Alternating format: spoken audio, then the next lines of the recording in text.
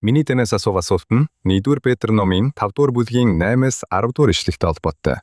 Би уншиж босох үйтгэлийгч. Эрүүд ухаантай сонор сэрэмжтэй бай. Та нарын өрсөлдөгч болох диавол нь хэн нэгний залхихаар хайж буй архирах арслан мэт гитэн явдаг. Харин та нар бат итгэлээрээ түүнийг эсэргүүц. Дэлхийд буй ах トゥ нар чинь адилхан зовлон эдэлж байгааг та нар мэднэ.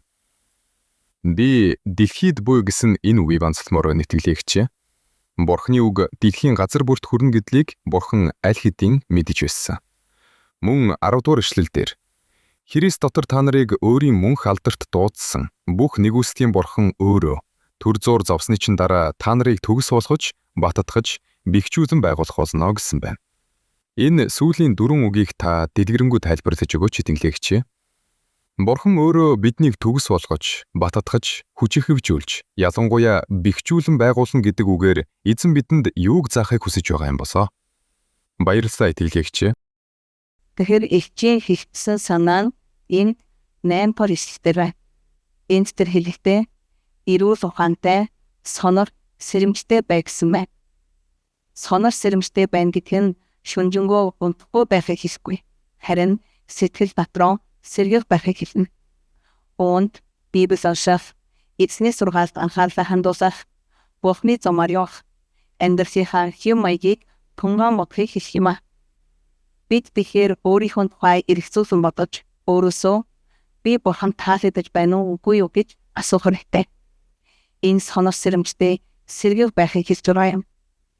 Та нарын өрсөлдөгч болох диавол нь хэн нэгний залхихаар хайж буй архилах арслан мэт гитэн явдаг гэжээ. Чөтгөр ийм байдлаар ажилладаг. Тиймээс дараагийн ишлэлдэр харин та нар бат итгэлээрээ түүнийг эсэргүүцдэж бичсэн байна. Бид Бурханд итгэх итгэлээрээ Бурханд таалагдах зөв амьдралаараа чөтгөрийг эсэргүүцэж, түүнийг няцааж, түүнийг өөрсдөөсөө холбоолдог. Бид Бурханд таалагдахын тулд чөтгөрийн урхнаас холуур амьдрснаар чөтгөр биднээс холддог. Үргэлжлүүлэн энэ хэлэхдээ харин та нар бат итгэлээрээ түүнийг эсэргүүц. Дэлхийд буй ах トゥ нар чинь адилхан зовлон эдэлж байгааг та нар мэднэ гэжээ. Энэ ишлэл нь бидний тэнцэлдийг ганцаараа биш гэдгийг маань хэлсэн байна.